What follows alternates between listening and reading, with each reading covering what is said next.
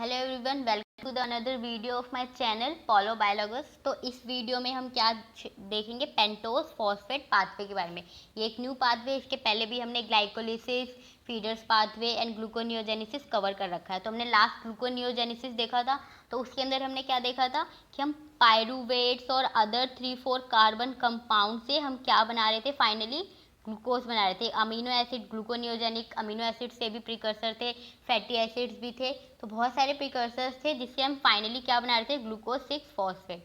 अब इस glucose 6 phosphate से भी फर्दर हमारे कुछ प्रोडक्ट्स बन रहे थे। मे बी हम मोनोसेक्राइड्स बनाए, ग्लाइकोप्रोटीन्स बनाए, स्टार्च बनाए, या फिर ग्लाइकोजन की तरह स्टोर करें।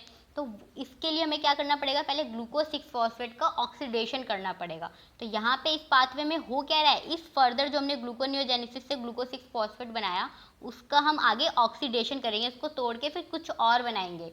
तो इससे हमने देखा था हम डीएनए और आरएनए वगैरह भी बना सकते थे। तो जो इससे ऐसे प्रोडक्ट बनेंगे जिसके अंदर 5 शुगर्स होंगी, ओनली 5 शुगर्स, पेंटोजिस बनेंगे। तो ये ऐसा पाथवे जिसके अंदर हम हेक्सोस शुगर से यूज करके ऐसा प्रोडक्ट बनाएंगे जिसके अंदर पेंटोज फॉस्फेट पाथवे हो, मतलब पेंटोज शुगर हो और फॉस्फेट भी लगा हो।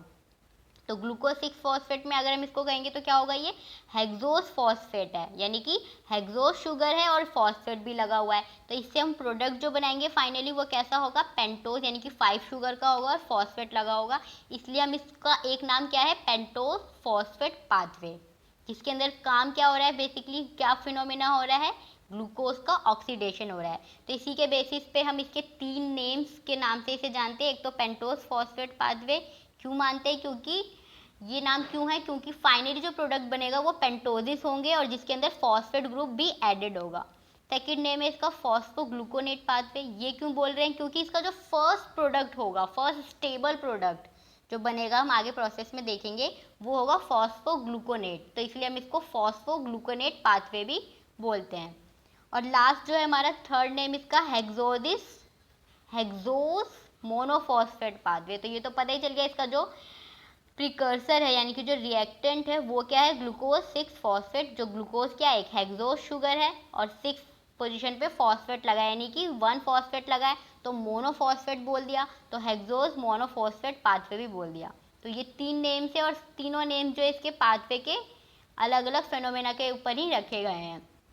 तो हेक्सो, तो इसके अंदर होता क्या है कि एक हेक्सोस जो है जिसपे फॉस्फेट लगा है, वो उसका ऑक्सीडेशन होके पेंटोज फॉस्फेट में चेंज हो जाता है। और ये होता है किन सेल्स में, कुछ डिवाइडिंग सेल्स होती है, जो रैपिडली डिवाइडिंग सेल्स होती है, उसके अंदर इस प्रोसेस से ग्लूकोज का ऑक्सीडेशन होता है, जैसे कि बोन मैरो में, स्किन में, इंटेस्टाइनल म्यूकोसा में। और यहाँ से फर्दर जो पेंटोजिस बनते हैं वो होते क्या हैं, वो मे बी डीएनए बना सकते हैं, आरएनए बना सकते हैं, कुछ कोएंजाइम्स भी बना सकते हैं।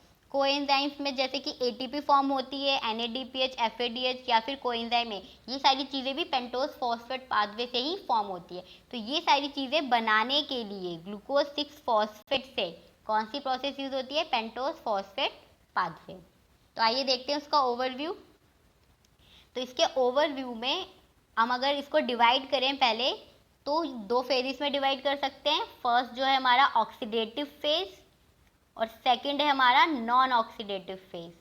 तो पेंटोज फॉस्फेट पाथवे जो है 2 फेजेस में होगी, oxidative phase and non oxidative phase. तो सबसे पहले हमारा जो प्रिकर्सर है ग्लूकोज 6 फॉस्फेट, वो ब्रेक डाउन होगा, ऑक्सीडेशन होगा उसका, और जो फर्स्ट स्टेबल प्रोडक्ट होगा, यहाँ पे आपको दिख रहा है 2 एरो, इसका मतलब इसमें काफ़ी सारे प्रोडक्ट्स बनेंगे, लेकिन जो फर्स्ट स्टेबल प्रोडक्ट होगा उसी को हम पढ़ेंगे, क्योंकि जो इंटरमीडिएट प्रोडक्ट है, जो इंटरमीडिएट कंपाउंड्स बन रहे हैं, जब वो स्टेबल ही नहीं है तो उसको पढ़ने का कोई मतलब नहीं है। तो इसलिए यहाँ पे 2 एरो, इसका मतलब बीच में और भी इंटरमीडिएट प्रोडक्ट बनेंगे, बट वो हमें नहीं पढ़ने। जो फर्स्ट स्टेबल प्रोडक्ट होगा वो इसका होगा 6 फॉस्फोग्लूकोनेट, यानी कि फॉस्फेट लगा होगा 6 पोजिशन पे, और फॉस्फोग्लूकोनेट इसीलिए हम इसको इस नाम से भी बोलते हैं, फॉस्फोग्लूकोनेट पाथवे।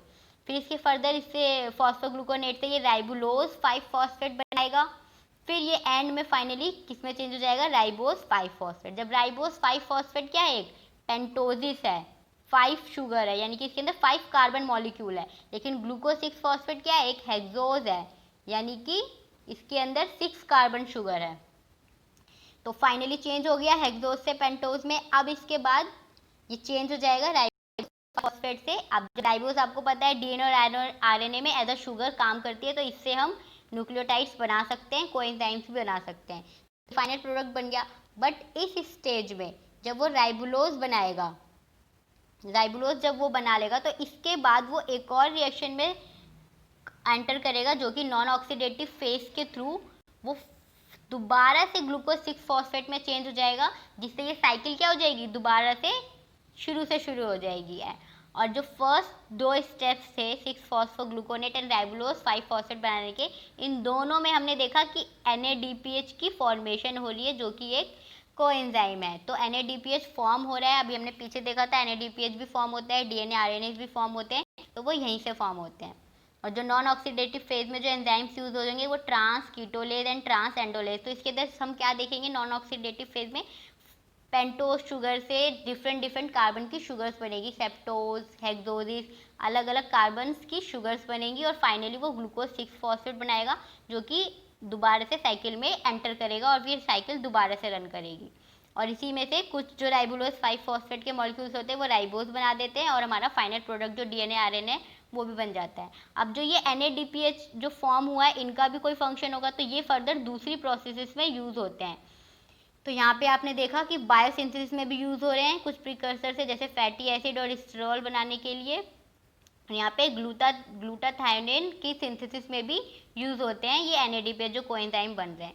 तो ये एक हमारा ओवरव्यू था पेंटोज फॉस्फेट पाथवे का।